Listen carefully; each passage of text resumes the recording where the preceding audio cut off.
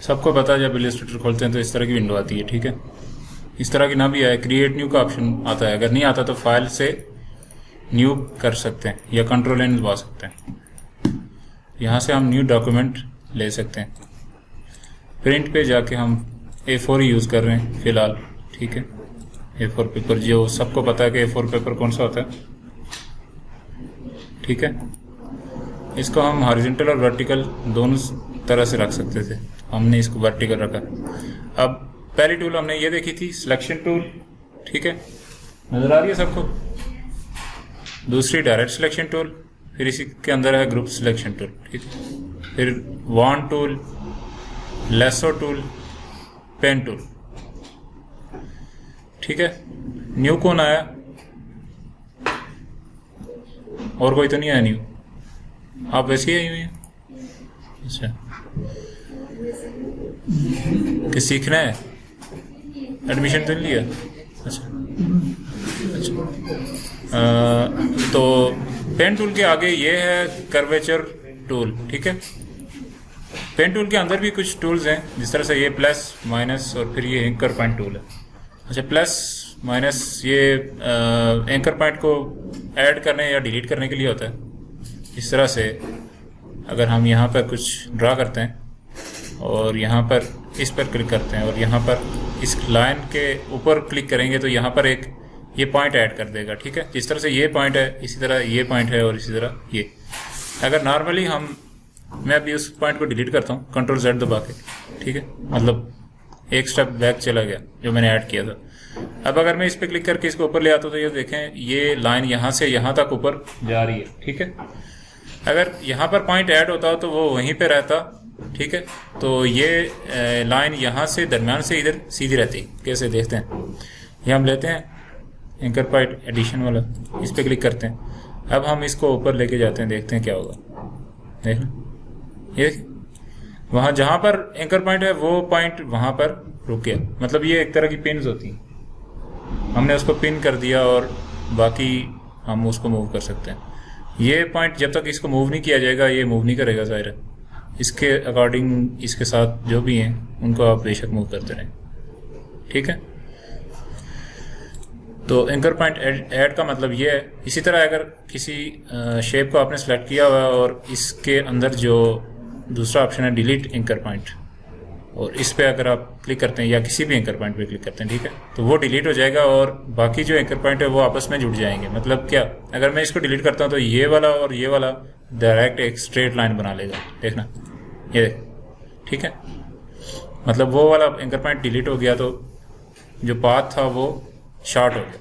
अगर मैं इसको डिलीट करता हूँ तो ये यहाँ से यहाँ तक एक लाइन लगा लेगा, मतलब ये वाला पॉइंट ज़रा डिलीट हो जाएगा तो ये ऐसे जुड़ जाएंगे आपस में, ठीक हो गया।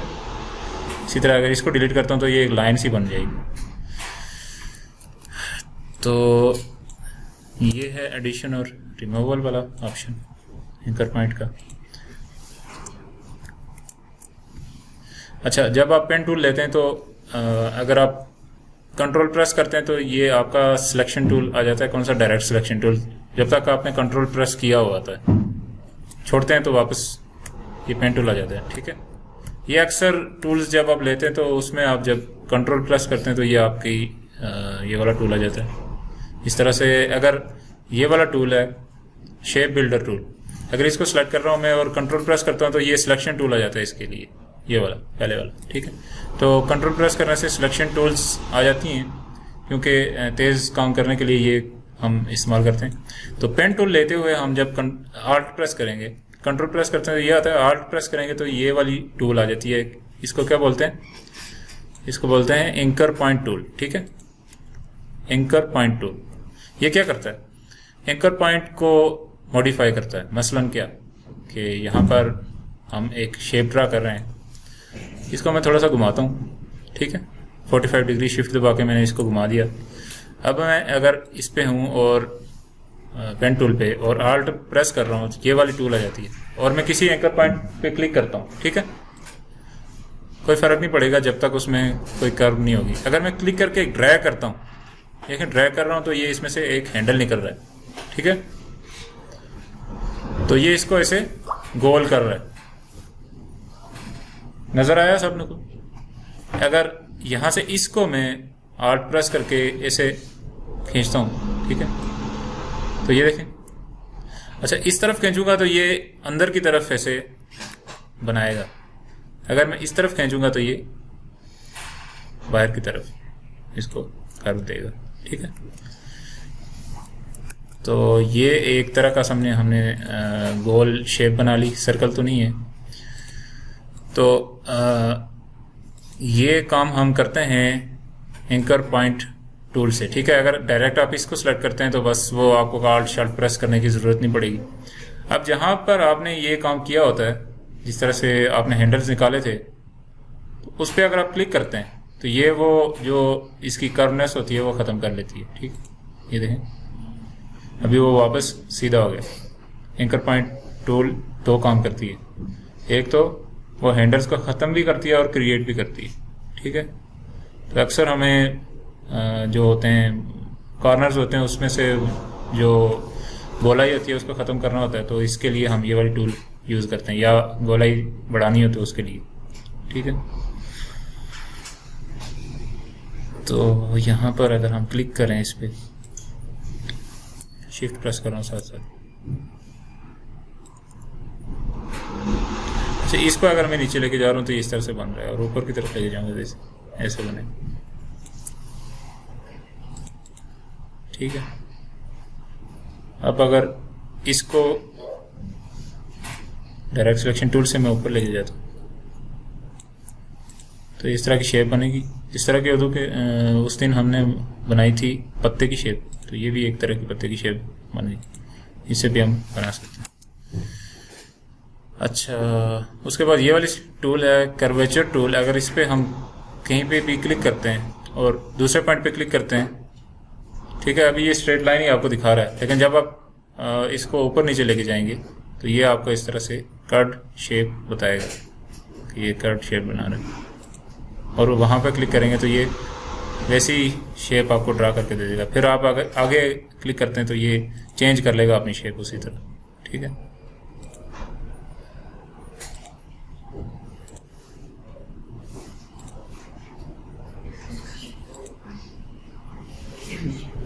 तो ये कर्व शेप बनाने के लिए इस तरह से यूज़ करते हैं। मैंने तो कभी भी नहीं ये यूज़ किया टूल, क्योंकि हम पेन टूल ही ज़्यादातर यूज़ करते हैं। अब आते हैं टेक्स्ट टूल पे, ठीक है, जो कि आज का हमारा टॉपिक भी है, टेक्स्ट टूल या टाइप टूल, ठीक है। मतलब इससे टेक्स्ट हम लिखते हैं, तो इस पे आपने क्लिक करना है और सिंपली आपने क्लिक कर देना है आर्ट बोर्ड पे, तो ये लिखेगा लोरम इप्सियम। लोरम इप्सियम कोई लैंग्वेज नहीं होती, पहले भी मैंने आपको बताया था। अगर आप इसको डिलीट करता हूँ मैं, दोबारा क्लिक करता हूँ, लेकिन क्लिक करके ड्रैग करता हूँ, ये देखें ड्रैग कर रहा हूँ, अभी ये इसने पूरा ये कुछ सेंटेंस सा और कुछ लिख लिया, इसने पैराग्राफ ले लिया पूरा। अगर आप इसको पढ़ेंगे आपको कोई चीज़ समझ नहीं आएगी। आप अगर आप इसको कॉपी करके पेस्ट करते हैं कहीं ट्रांसलेटर में, तो फिर भी आपको ये ट्रांसलेट करके नहीं देगा, क्योंकि ये कोई लैंग्वेज नहीं है, ये ऑटो जनरेटेड एक कह सकते हैं लैंग्वेज कंप्यूटर की होती है लोरम इप्सियम, ठीक है। ये फिल करने के लिए होता है, तो ये हम इसलिए करते हैं कि इस पे कुछ लिख सकें। मसलन अगर आप डायरेक्ट इस पे क्लिक करते हैं टेक्स्ट टूल या टाइप टूल लेके, और कुछ लिखा नहीं हुआ तो आपको पता नहीं चलेगा कि मैं कहाँ लिख रहा हूँ, समझ लें ये इसके लिए गाइड के लिए। तो यहाँ पर अगर मैं लिखता हूँ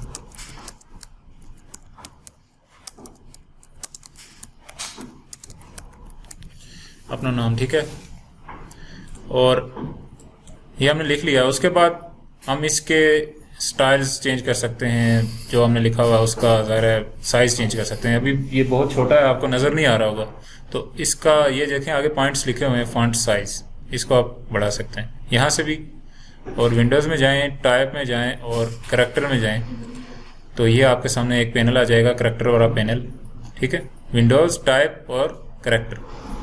यहाँ से आप ये देखें नीचे साइज़ दिया गया है, सेट द फॉन्ट साइज़, इसको आप यहाँ से बढ़ा सकते हैं, ठीक हो गया।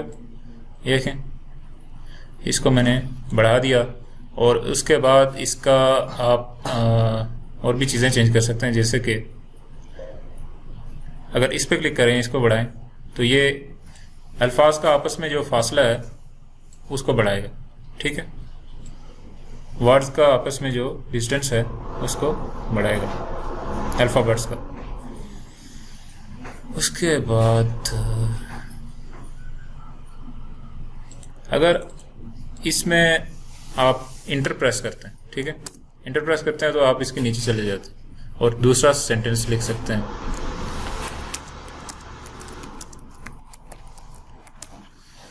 ठीक है, ये हमने लिख लिया और अब इसको बढ़ा के देखते हैं तो ये लिखा हुआ है कि लीडिंग इसकी चेंज करेगा, यानी कि अगर एक ही सेंटेंस है और उसमें 2 लाइंस हैं तो 2 या 3 या 4 जितनी भी हों तो वो उनके दरमियान फासला बढ़ाएगा। ठीक है, ये फॉन्ट साइज हो गया, ये हो गया इसकी ट्रैकिंग, इसको ट्रैकिंग बोलते हैं। और ये क्या है ये भी देख लेते हैं। अच्छा, लिखा हुआ है कि कर्निंग जो होती है इसकी extended selections can only be set to auto और 0 to modify spacing between multiple characters use the tracking option. ये इसमें नहीं काम करेगा, ये बाद में देखेंगे। अच्छा, इसमें ऑप्शंस और भी होते हैं। शो ऑप्शंस पे क्लिक करें, अगर यहाँ पे इस पे क्लिक करके शो ऑप्शंस पे क्लिक करें तो यहाँ पर कुछ और भी ऑप्शंस शो हो रहे हैं। जिस तरह से ये है कि वर्टिकल स्केल आपने कितना बढ़ाना है, तो ये इस तरह से क्या कि इसको स्ट्रेच करेगा वर्टिकली। ठीक है, इसी तरह ये हॉरिजॉन्टली इसका स्ट्रेच करेगा, लेकिन ये दोनों इस्तेमाल नहीं करते। ठीक है, ये 100 पे ठीक होता है। इसलिए नहीं करना है कि फॉन्ट को कभी भी इस तरह से स्ट्रेच नहीं करते। मसलन यहाँ से उठा के ऐसे ये हमने स्ट्रेच कर लिया है, इसकी हालत बिगड़ गई, तो ये फॉन्ट ओरिजिनल शेप में नहीं रहता। अगर आपको कोई बोलता है कि मुझे एरियल फॉन्ट में कोई चीज़ बना के दो, तो यहाँ से आप एरियल सेलेक्ट करेंगे। ये मायरेट प्रो लिखा हुआ अभी मैं लिखता हूँ एरियल, ARIAL। तो ये हर सिस्टम में ये वाला फॉन्ट मौजूद होता है, एरियल। ठीक है, सिंपल ये वाला है। अगर कोई कहता है कि मुझे एरियल रेगुलर में बना के तो एरियल, और ये है रेगुलर। तो ये रेगुलर के नीचे और भी कुछ चीज़ें हैं, जिस तरह से ये इटैलिक है। इटैलिक का मतलब ये टेढ़ा हो जाता है, बोल्ड का मतलब है ज़रा बोल्ड हो जाता है। एक्स्ट्रा बोल्ड अगर आप करना चाहते हो तो उसको ब्लैक करेंगे ये। ठीक है, तो यहाँ पर और भी काफ़ी सारे फॉन्ट्स मौजूद हैं जो कि सिस्टम में आपके इंस्टॉल होते हैं। ठीक है, अभी ये वाला फॉन्ट हमने इंस्टॉल किया था, एक बाहर से किया हुआ, ये आपके सिस्टम में आपको नहीं मिलेगा। फिर ये एक फॉन्ट है जो कि किसी और लैंग्वेज का है, ये इसमें चलेगा नहीं। तो जो इंग्लिश के फॉन्ट्स होंगे वो इसमें चलेंगे, और ये समझ लें एक तरह के स्टाइल्स चेंज करके आपको दे देता है। तो ये हमने चेंज कर लिया इसका स्टाइल। उसके बाद यहाँ पर ये एक और चीज़ है, ये वाला, लेकिन ये इससे आपको ऐसा लग रहा होगा ये ऊपर नीचे जा रहा है। जब इसके ऊपर सब सुपरस्क्रिप्ट होता है ना, मतलब जिस तरह आपने मैथमेटिक्स में पढ़ा होगा कि 2 का स्क्वायर इक्वल टू 4, तो 2 का स्क्वायर जो लिखते हैं वो ऊपर लिखते हैं छोटा सा, उसको ये दूर या करीब करता है। अगर हम कुछ लिख के देखें फिर पता चलेगा। अभी मैं इसको लिख रहा हूँ 2 और टेक्स्ट टूल या टाइप टूल लेके मैं सिर्फ ये आगे वाले 2 को सिलेक्ट कर रहा हूँ और इस पे क्लिक कर रहा हूँ। ठीक है, ये देखें इसके ऊपर चला गया। ठीक है, अब अगर इसकी ये वाली स्पेसिंग बढ़ा के देखें, अच्छा कोई फर्क नहीं पड़ रहा, मैं सोच रहा था पड़ेगा। सिर्फ इसको सिलेक्ट करके कर देखते हैं। ठीक है, सिर्फ उसको सिलेक्ट करके आप इसको चेंज कर सकते हैं, इसका फासला। अच्छा, उसके बाद ये क्या है, रोटेशन है इसकी। इस तरह से आप इसकी रोटेशन चेंज कर सकते हैं। तो ऐसा और सब की रोटेशन चेंज हो रही है, मतलब इसकी भी रोटेशन चेंज हो रही है, इसकी रोटेशन वहीं पे ये रोटेट हो रहा है।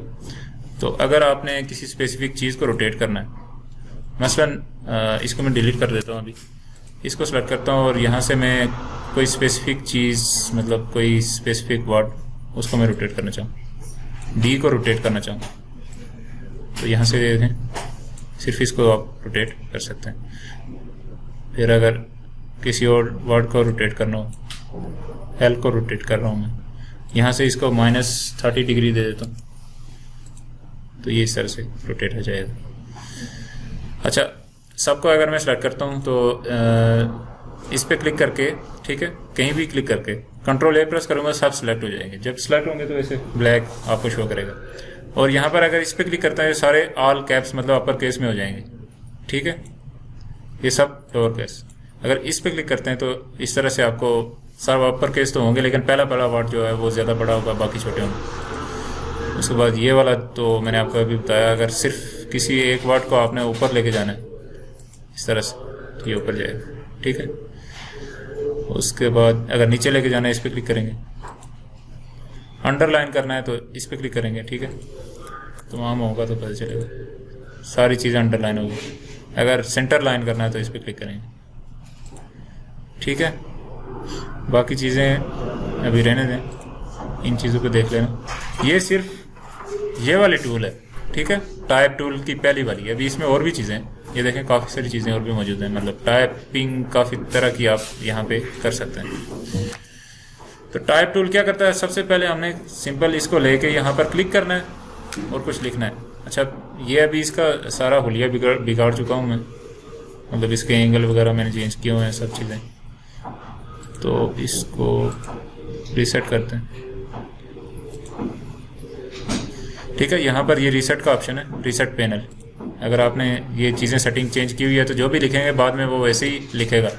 तो अभी रीसेट किया तो ये देखें वापस वो छोटा हो गया। इसको हम थोड़ा सा बड़ा करते हैं ऐसे और कुछ दोबारा लिखते हैं, ठीक है। सबसे पहले आपने यहाँ पर इसको लेना है टाइप टूल को और यहाँ पर क्लिक करना है और फिर कुछ टाइप करना है।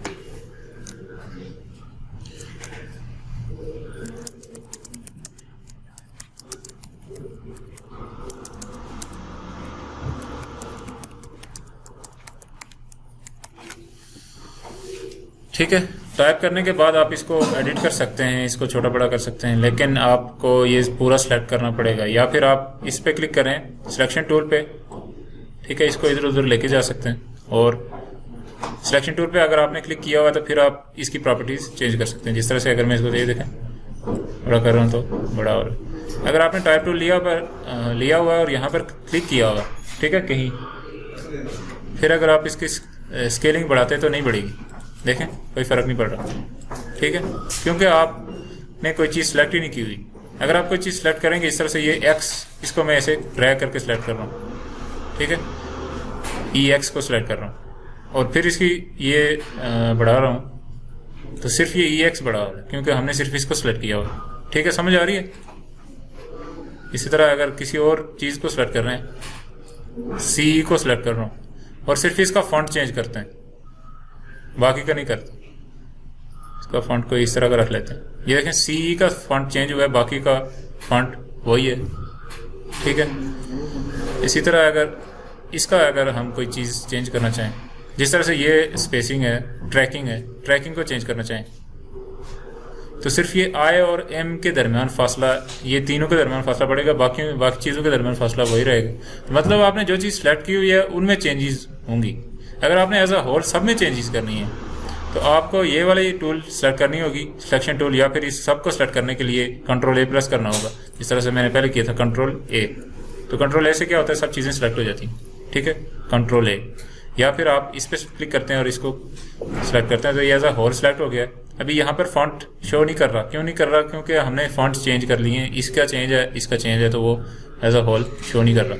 तो यहाँ से अगर हम अभी फॉन्ट चेंज करेंगे तो सबका एक ही फॉन्ट हो जाएगा, साइज़ एक ही नहीं होगा क्योंकि साइज़ भी हमने डिफरेंट रखा हुआ है, इसका साइज़ डिफरेंट है, बाकी चीज़ों का डिफरेंट है, तो यहाँ पर साइज़ भी नहीं शो हो रहा। तो यहाँ से आप साइज़ वापस एक ही जैसा कर सकते हैं, ठीक है। तो ये पहला था टाइप टूल।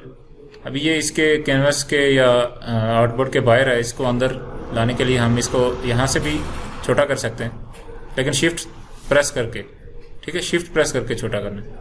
अगर वैसे ही करेंगे तो ऐसे टेढ़ा मेढ़ा हो सकता है। तो जब भी आप फॉन्ट को छोटा बड़ा करेंगे तो उसको शिफ्ट प्रेस करके ऐसे कर सकते हैं। तो इसको आप देखें छोटा कर रहे हैं, यहाँ से ये फॉन्ट का साइज़ भी चेंज हो रहा है, देखना। अभी मैं इसको थोड़ा सा बड़ा करता हूँ वापस, 41 से 46 हो गया, ठीक है। तो इस तरह से आप फॉन्ट का साइज़ इस तरह से भी चेंज कर सकते हैं, लेकिन हमेशा शिफ्ट प्रेस करके, कभी भी ऐसे नहीं करना, ठीक है। ड्रैग करके आपने ख़राब कर दिया इसको, कुछ ऐसे कर दिया, ऐसे नहीं करना। आपने हमेशा शिफ्ट या आल्ट भी प्रेस करेंगे तो क्या होगा, वो उसी जगह पे बड़ा होगा, और शिफ्ट प्रेस करेंगे तो बराबर होगा। अच्छा, इसको भी आप कॉपी कर सकते हैं। अगर मैं इस पर क्लिक करता हूँ और आल्ट प्रेस करके नीचे छोड़ देता हूँ तो ये इसकी कॉपी बन गई। जिस तरह से शेप्स को कॉपी कर सकते हैं, इसको भी कॉपी कर सकते हैं, ठीक है, टेक्स्ट को भी। अब अगर ये वाला फॉन्ट देखें और ये वाला फॉन्ट देखें, ये अलग अलग है टाइप जो हमने किया हुआ है, ठीक है।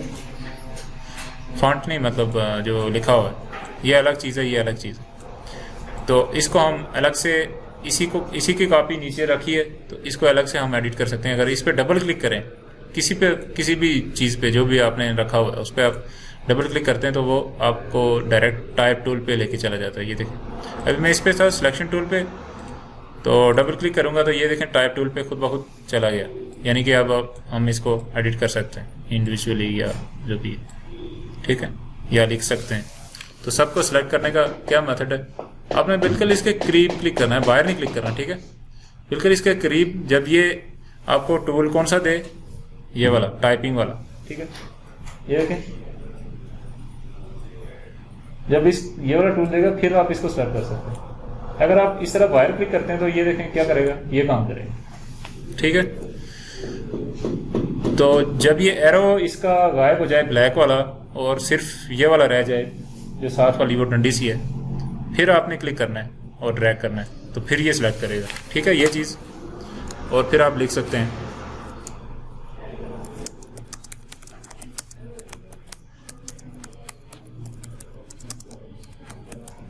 लाजमी नहीं है आप यही लिखो, आपकी मर्जी है जो लिखना चाहिए, ठीक है।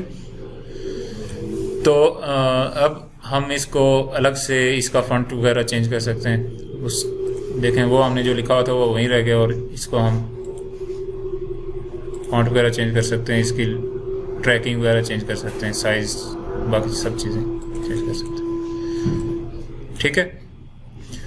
तो ये था सिर्फ एक पहला टाइप टूल।